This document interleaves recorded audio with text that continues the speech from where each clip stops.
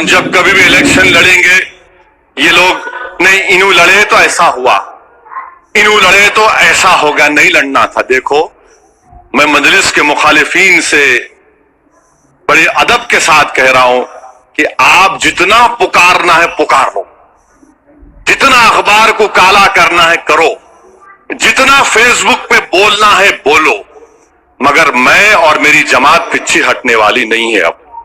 اب ہم پیچھے ہٹنے والے نہیں ہیں۔ تمہارے اخبار کے کالا کرنے سے، تمہارے فیس بک پر جھوٹ لکھنے سے، بولنے سے، تمہارے وہ کیلکولیشن بتانے سے کچھ فرق پڑنے والا نہیں ہے۔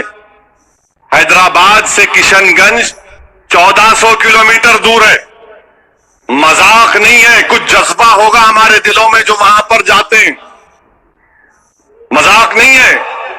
کشن گنج کو جانا خود ایک بہت بڑا امتحان ہے، آسان سفر نہیں ہے، مگر ایک خواہش ہے، ایک جذبہ ہے۔ اور وہ جذبہ کیا ہے کہ نہیں، وہاں پر سیمانچل کی ناانصافی کا خاتمہ ہونا ہے، اور اس وقت ہوگا جب سیمانچل میں مجلس کے نمائندے کامیاب ہوں گے تو تبھی سیمانچل کا انصاف ہوگا۔ یہ طلب ہے، یہ جستجو ہے، یہ منزل ہے، یہ پیغام ہے، یہ سوچ ہے۔ میرے عزیز دوستوں اور بزرگوں، سیمانچل سے کامیابی کا ایک سفر شروع ہوا ہے۔ اب ہم پٹنہ کے ان تمام حکمرانوں سے کہیں گے کہ یقیناً ایک زلزلہ آئے گا سیمانچل میں۔ اب سیمانچل میں تبدیلی ہوگی، سیمانچل کی اس ناانصافی کا اسی وقت خاتمہ ہوگا جب آنے والے بہار کے اسمبلی انتخابات میں مجلس کے نمائندے کامیاب ہوں گے۔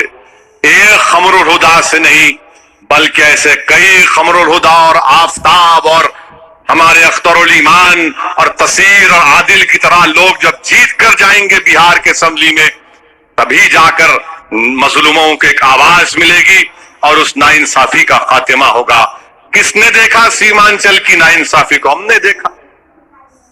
ہر بارش میں ہزاروں ایکڑ زمین کٹ جاتی ہے، کوئی پوچھنے والا نہیں ہے، اور بڑی بڑی باتیں کرتے ہیں جے ڈی یو والے، وکاس وکاس وکاس۔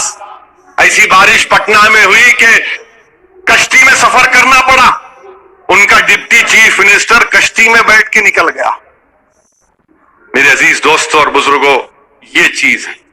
مہاراشٹرا میں انشاءاللہ تعالی ہم اپنا کام کرتے رہیں گے۔ ہم کو جو کمزوریاں ہیں، جو ہم سے غلطیاں ہیں، اس کو دور کریں گے، اور پورے نئے حوصلہ عزم کے ساتھ اور اتحاد کو اور مضبوط کرتے ہوئے ہم لوگ آگے بڑھیں گے۔ کیونکہ میرا ماننا یہ ہے کہ اگر ہماری جماعت میں اتحاد مضبوط ہوگا تو عوام اس اتحاد کو دیکھ کر اور متاثر ہو کر ہمارے پیغام کو سمجھے گی اور ہماری طرف راغب ہوگی، اور ہم ان کے دلوں کو جیت کر کامیابی حاصل کر سکیں گے۔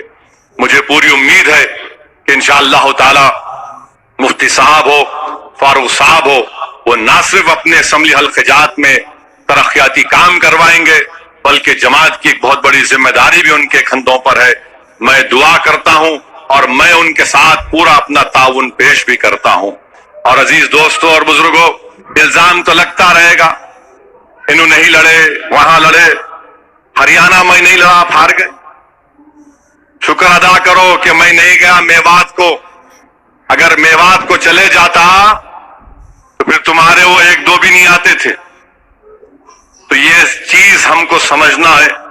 اور میرے عزیز دوستوں اور بزرگوں، ایک اہم بات یہ ہے کہ مجلس جو کہتی ہے کہ سیاسی طاقت کو حاصل کرو، آج سے 3 دن پہلے انڈین ایکسپریس اخبار میں 2 مشہور ایکسپرٹس نے ایک مضمون لکھا اور اس میں مسلمانوں کا حال بیان کیا۔ کیا کہا انہوں نے؟ پورا ڈیٹا کے ساتھ کہا کہ پورے وطن عزیز میں مسلمانوں کا جو موقف ہے کہ صرف 14% مسلمان گریجویشن مکمل کرتے ہیں، ہمارے دلت بھائی 18%، ہمارے ہندو او بی سی بھائی 25%، اور ہندو اپر کاسٹ لوگ 37% گریجویشن کمپلیٹ کرتے ہیں۔ کون ذمہ دار ہے اس کا؟ کوئی پوچھے گا کہ کیوں ہم لوگ گریجویشن کمپلیٹ نہیں کر پا رہے ہیں؟ اور یہ تمام فگر جو ہے جنوبی ہندوستان میں اچھے ہیں، کون ذمہ دار ہے اس کا؟ کوئی جواب نہیں دے گا۔ اور میرے عزیز دوستوں اور بزرگوں، حیرت کی بات یہ کہ ہریانہ میں صرف 3% مسلمان گریجویٹ، راجستھان میں 7%، ویسٹ بنگال میں 8%. بتائیے آپ. اور پھر 15 سے 24 سال کی عمر میں جو لوگ تعلیم حاصل کرتے ہیں، سب سے کم اگر کوئی ہے تو مسلمان ہے. یہ انڈین ایکسپریس کا آرٹیکل بتا رہا ہے، میرے اعداد و شمار نہیں ہے، ورنہ یہ لوگ بولتے ہیں کہ ان کے اعداد و شمار ہے، ان کو عادت ہے بھڑکاؤ بھاشن دینے کی. یہ انڈین ایکسپریس کے مضمون کا معاملہ ہے. یہ ہم کو غور کرنا ہے کہ کیسے ہم اس چیز کو آگے بڑھائیں گے.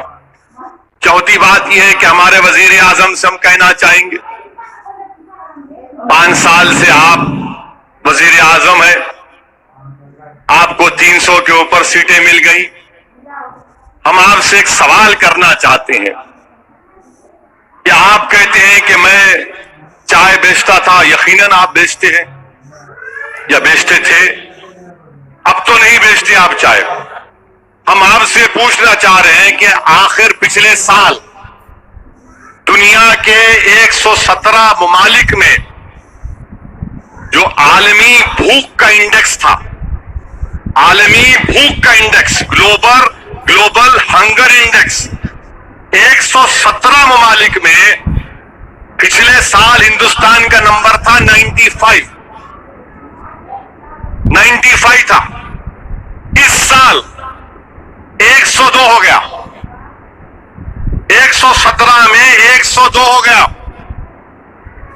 اور یہ لوگ بولتے ہیں اسدالدین اویسی کو دیکھ کے یہ نیا جنہ بن رہا، جبکہ یہی دارالسلام ہے، یہاں پر جنہ آئے تھے، ہم نے جنہ کے پیغام کو ٹھکرایا اور آج یہاں پر ترنگا لہراتا ہے.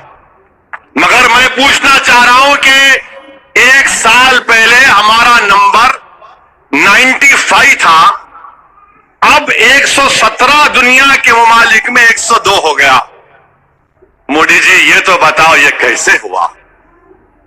اور آپ کو جان کر تکلیف ہوگی کہ بنگلہ دیش کا نمبر 88 ہے، پاکستان کا نمبر 94 ہے.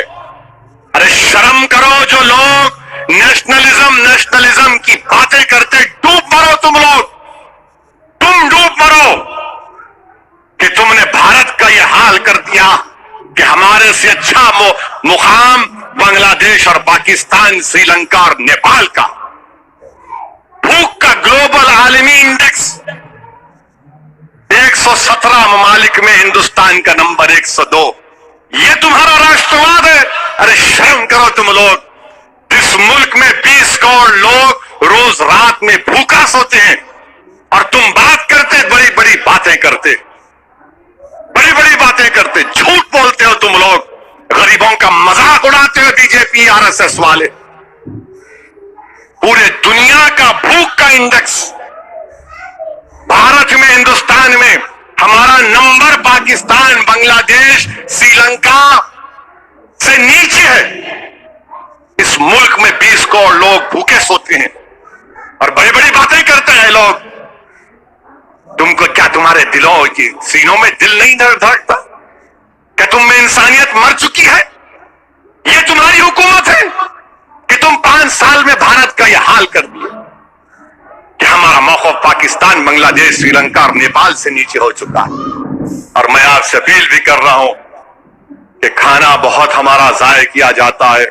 سوچو تھوڑی دیر کے لیے، آپ جو دولت مند ہے، ہمارے ملک میں 20 کروڑ لوگ روز بھوکے سوتے ہیں اور ہمارے پاس اگر شادیوں میں، شادی بیاہ میں اگر کھانا زیادہ ہوتا ہے، اسراف مت کریے، گناہ ہے.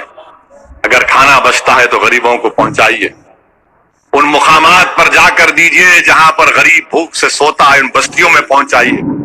میرے بھائی یہ اصل ملک کی ڈیولپمنٹ کی بات کرتے یہ ہے. بی جے پی نہیں بات کریں گی اس بارے میں. آپ کو معلوم ہمارے ملک میں پڑھے لکھے نوجوان جو پوسٹ گریجویٹ کی ڈگری ہے، گریجویشن کی ڈگری ہے، ان میں بے روزگاری کا تناسب 24%، 24%. پڑھے لکھے بچوں میں 24% بے روزگاری کا تناسب ہے. یہ تمہارا راشٹرواد ہے؟ افسوس کہ جو पोस्ट ग्रेजुएट हैं, जो डिग्री होल्डर हैं, 24% उनमें अनएम्प्लॉयमेंट है। और आप बात करते, बड़ी बड़ी बात करते। मेरे अजीज दोस्तों और बुजुर्गों, ये हाल है बीजेपी का, आप अंदाजा लगाइए। और फिर महाराष्ट्र हो या कहीं पर भी हो, नफरत